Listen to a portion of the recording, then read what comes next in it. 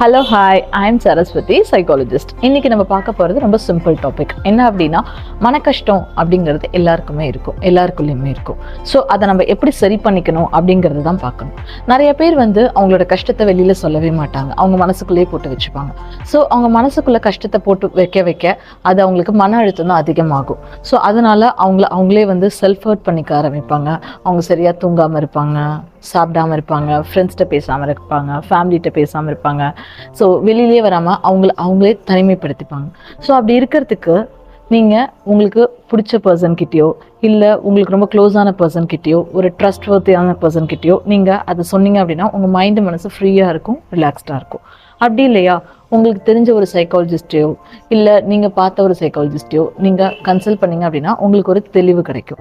சைக்காலஜிஸ்ட்டை போயிட்டு நம்ம இதை பற்றி பேசுகிறதுனால நம்மளை யாராவது ஜட்ஜ் பண்ணிடுவாங்களோ இல்லை நம்மளுக்கு ஏதாவது ப்ராப்ளம்னு நினச்சிப்பாங்களோ அப்படின்னு நீங்கள் எதுவுமே நினச்சி ஃபீல் பண்ண வேண்டாம். நம்ம சரி பண்ணிக்கிறதுக்கு யாருக்கும் எதுக்கும் பயப்பட வேண்டாம். ஸோ நம்ம பீஸ்ஃபுல்லாக இருந்தால் தான் நம்ம ஹேண்டில் பண்ண முடியும், நம்மளை சுற்றி இருக்க விஷயங்களை நம்மளால் ஹேண்டில் பண்ண முடியும். So be happy. Thank you. Have a nice day.